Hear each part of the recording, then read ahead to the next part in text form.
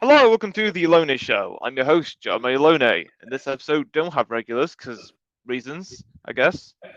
As for our guest, she's from Atlanta, Georgia, currently in remote. Interesting. She is working in tax operation as well as being a mystery author.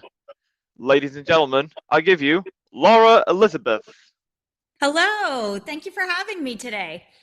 You're welcome. So, how's life? Life is really pretty good right now. I'm really very excited about the release of my book and just meeting new people and that allowing me the opportunity to interact with people all around the world. It's been a dream come true. Nice. So, have you been up too much recently?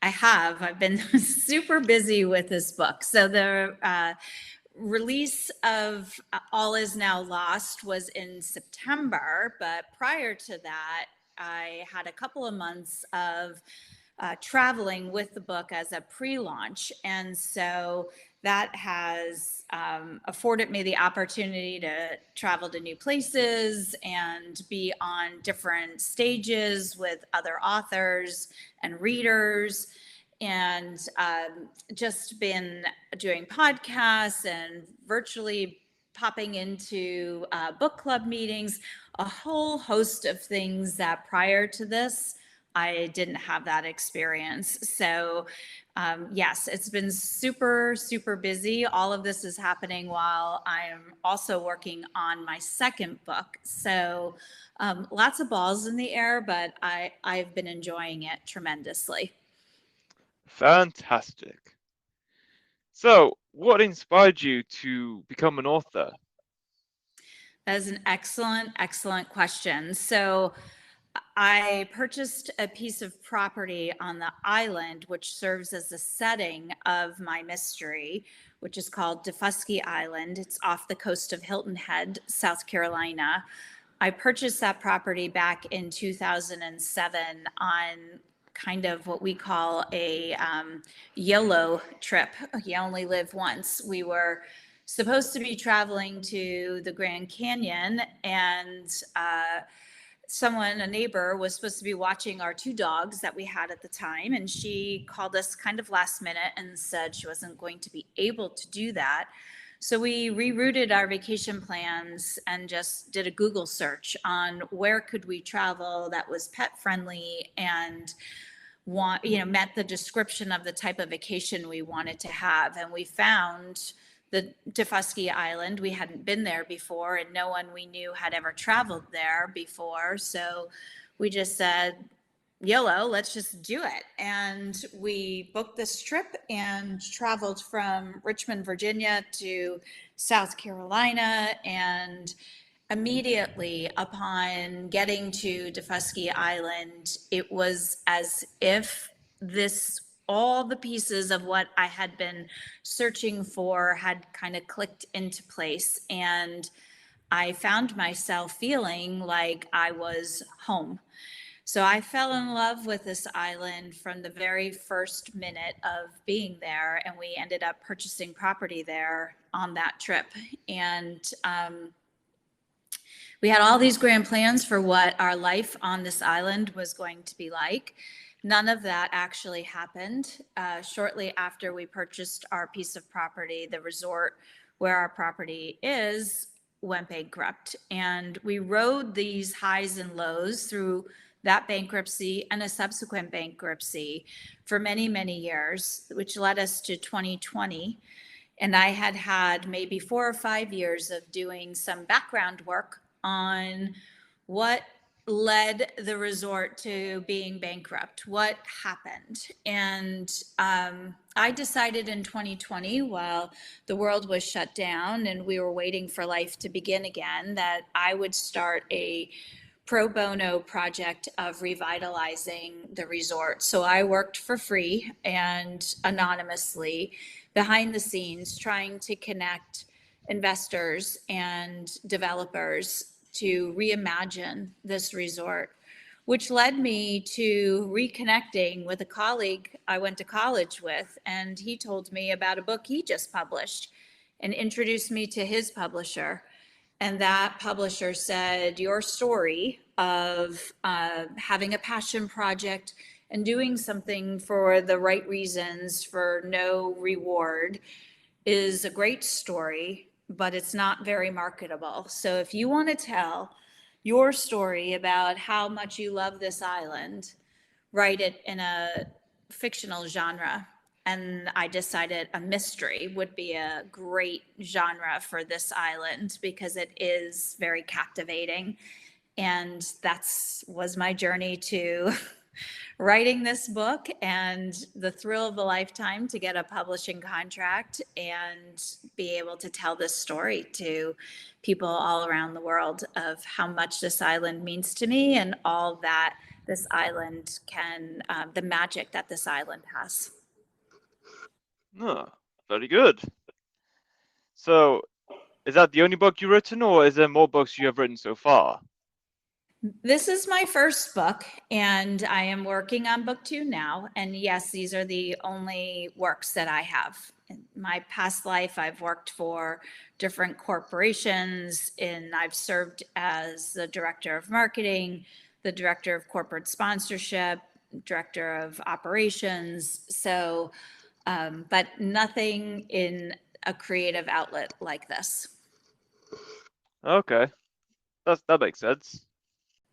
If you could live anywhere in the world, where would it be? Well, my first immediate answer would be this island, which I hope to live full time on, in the next few years. But aside from that, I would like to live on a Greek island, any of them. So I'll take any. Sweet. Yes. I'm an island person and I like the remoteness of that, an island life. I also enjoy the tranquility of the ocean and the feeling of sun and sea and salt on my skin. So I'm very much an island person. Fantastic. What kind of music do you often listen to? I listen to all kinds of music. When I'm writing, I tend to listen to classical music that is mostly piano and violin based. But in my day-to-day life, I like to listen to current, popular music. I like to listen to something that has a very strong beat. I also like jazz music that has saxophone in it, and a strong percussion. So, but I find myself the best thing is having like a Spotify account that you can listen to anything at any time and find whatever mood you're in. You can find something that matches that. So now that we don't have to be just relegated to 12 tracks on an album, you can find something that suits whatever your fancy is. And I've enjoyed exploring and finding new things that interest me. Sweet, sweet. If you were to host a dinner party and you can invite 5 people who are either dead or alive, who would you invite? Ooh, wow, that's a tough one. So I would definitely invite Agatha Christie because as a mystery author, I would love to hear what her writing process was and how she attacked kind of telling stories succinctly and in a captivating way. So I would definitely invite my parents because my parents both are deceased. My father passed away when I was very young. So there's a lot of things that I would like to ask him, and I would love to hear my mother's stories again. So I would definitely invite them. So we're up to 3. I think I would like to invite Ronald Reagan because as an American, I would love to hear some insight into all of the things and the decisions that he made when the world was on the precipice of disaster in the 80s. So I would love to hear from him. And I think I would also invite Queen Elizabeth, because I think that she, as a peacemaker and a diplomat and a distinguished leader, would be a very interesting mix with all the other guests that were there. Fantastic. What was the longest trip you've ever been on? The longest trip that I've ever been on,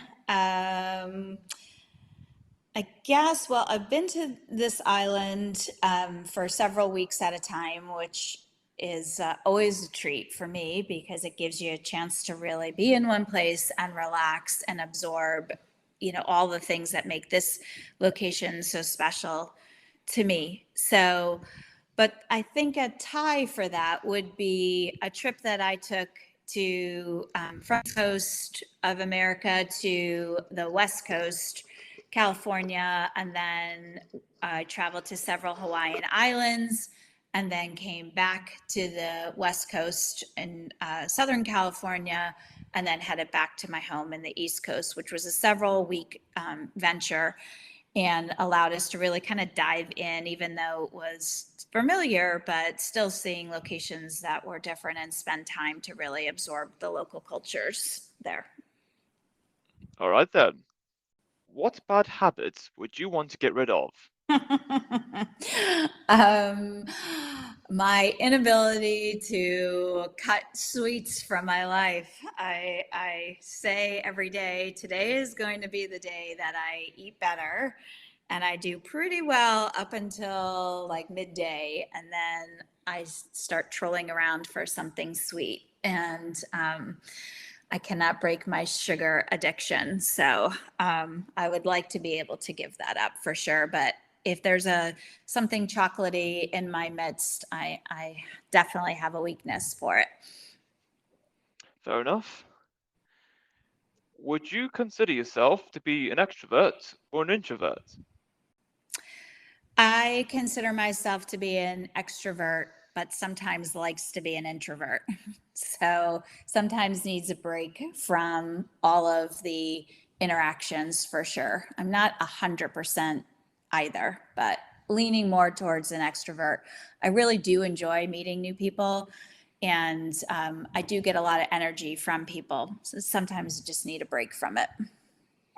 Ah, of course. What could you give a 40-minute presentation on without any preparation? I could definitely give a presentation on traveling to Defusky Island. I would also like to give a presentation without needing any preparation on embracing a passion project that you have, implementing it, and not being swayed by what I call the haters and doubters who are, on the sidelines giving you all the reasons why your idea won't work.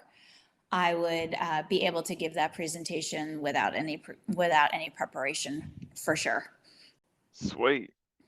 What is something that most people consider to be a luxury, but you don't think you could live without? I could live without a big home. I I could definitely live in a smaller home with less of the trappings of, what is considered luxury items. Many cases, it turns out to be a lot more work than what people might imagine to have all of these things. And so, the end of the day, I truly believe that the more things you have, the more you get used to having them. And the joy of having them is sometimes lost on, they just become part of your daily life. And so less stuff, less space, less things to manage is, I could definitely live without those things. All right then. If you had your own late night talk show, who would Ooh. you invite on as your first guest? Uh, oh no. I think I would, could it be a dead or a person who's dead, or does it need to be somebody who's alive? Anyone. Anyone at all. I think I would invite Paul McCartney to come onto my show because I would love to hear, as a musician, again, an artist, having somebody who has built his entire life on putting storytelling and the ability to reach people with words and sound into a reality. I think that would be something that would be very fascinating to hear the ins and outs of putting components like that together, and also the ability to connect with people where they are in their life. The same message heard by millions and millions of people, but might mean different things to different people. I think that would be over the span of a lifetime, all the different phases of life and all the things that were happening in the world, to still have messages that resonate with people. I think that would be very interesting to hear. Yes, absolutely. Would you rather never age physically or never age mentally? Oh, definitely never age mentally. I've worked at a senior living community as part of my past, and I've seen people that have really suffered, from different forms of dementia, and watching their life be robbed from them, while physically still very capable, is a very sad thing.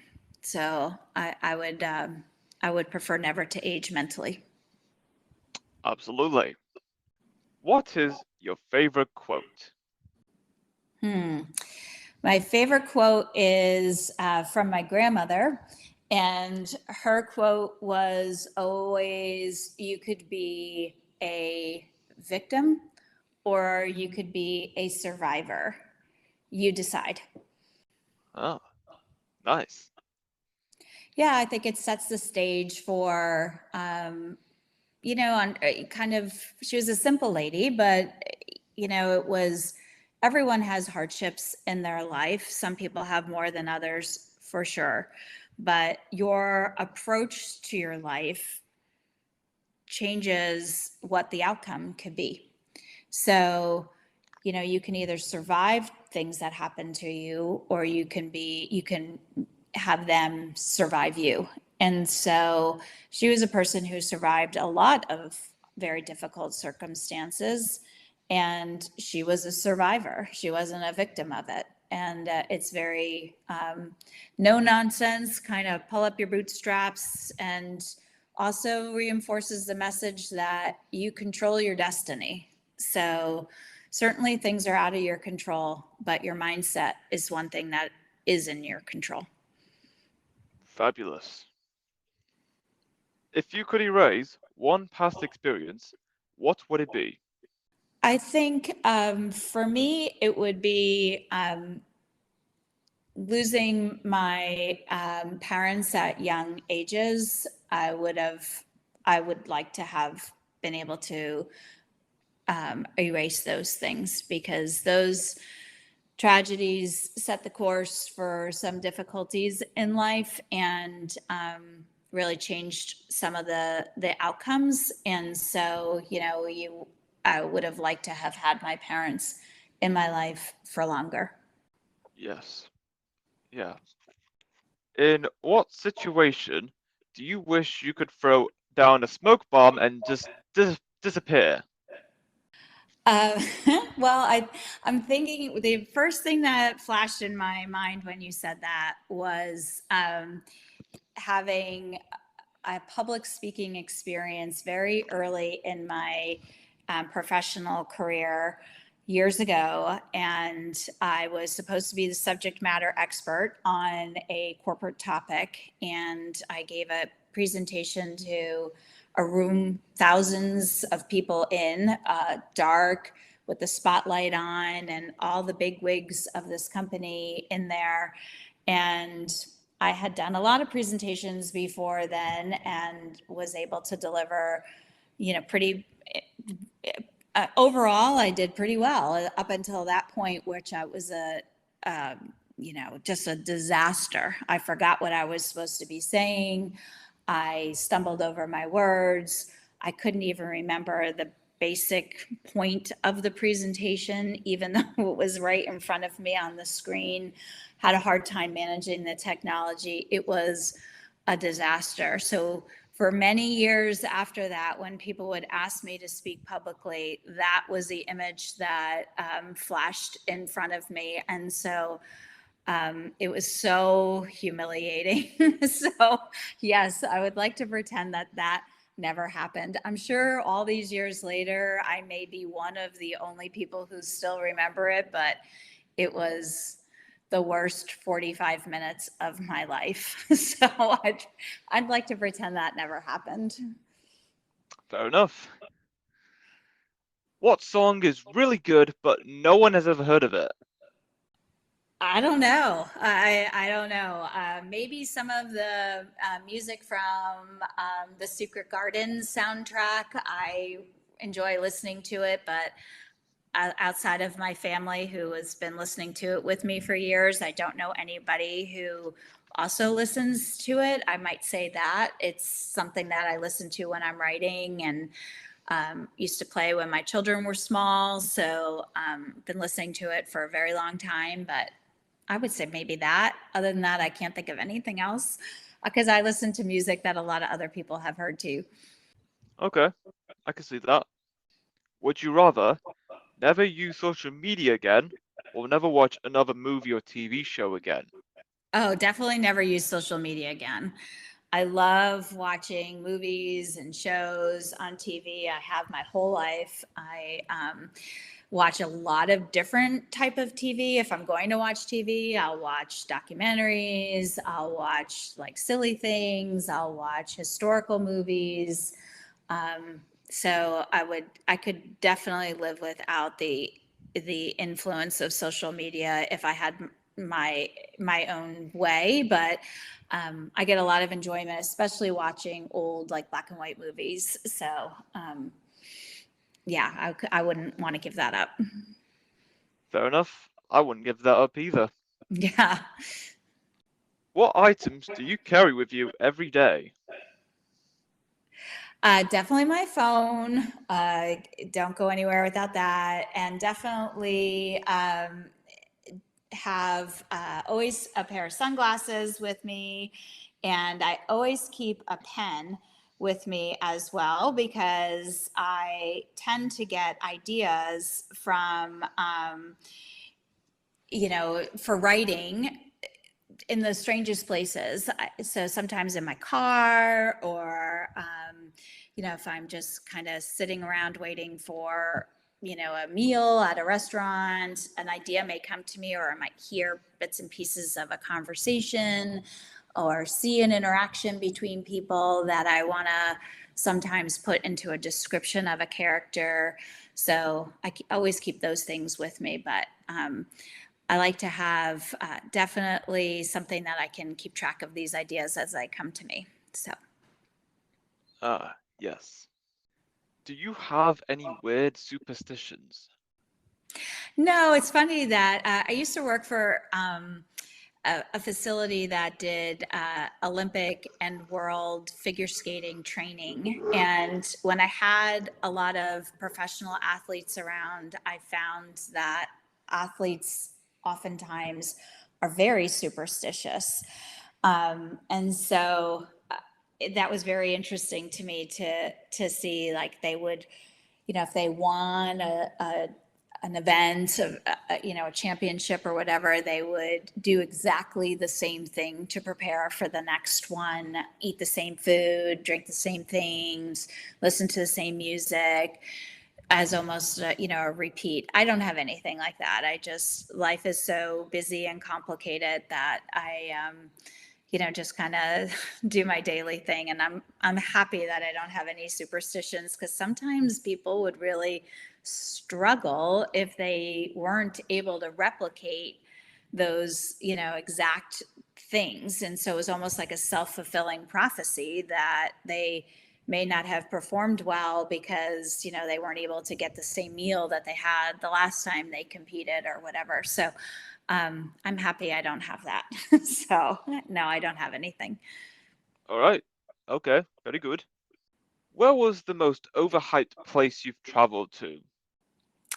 Um, I have been to Bermuda several times and love traveling there, but there were several tourist spots there that were on the must-do list, and really found out that at the end of the day, they're really just tourist traps. So we've learned through our years of different traveling that the best way to get the ideas and places to see are to speak to the people who actually live there versus tourist guides. And so when we travel, we make a point to either stay locally or use transportation in different places that lets you mix with people who really live there and just strike up conversations, listening to different recommendations, and then having the ability to just say, well, I'll take a chance and try a new restaurant. And that's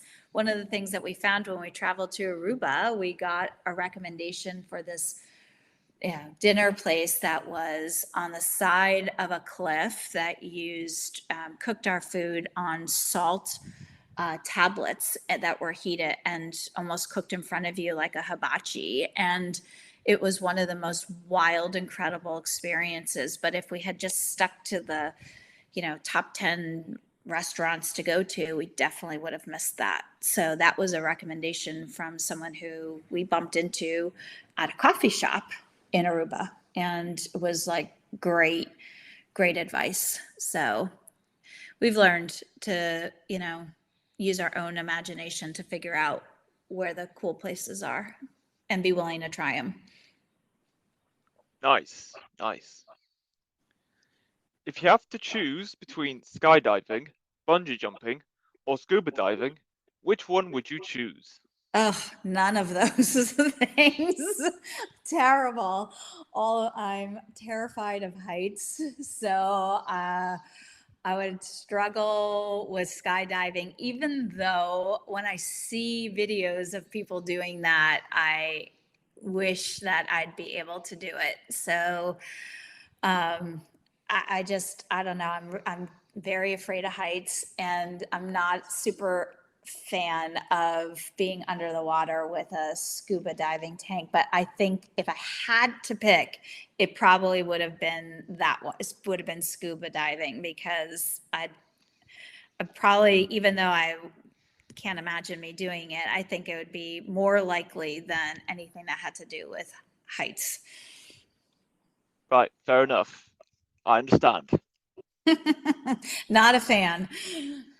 Yes, it all makes sense. Yeah. Keep my feet on the ground.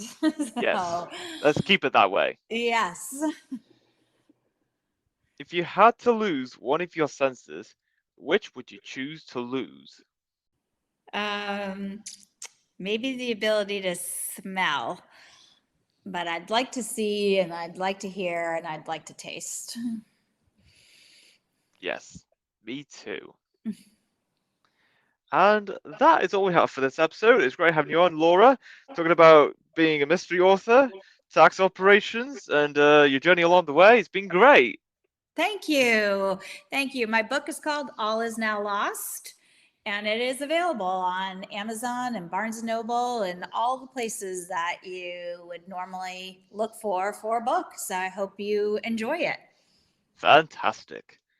And until next time, stay tuned for more.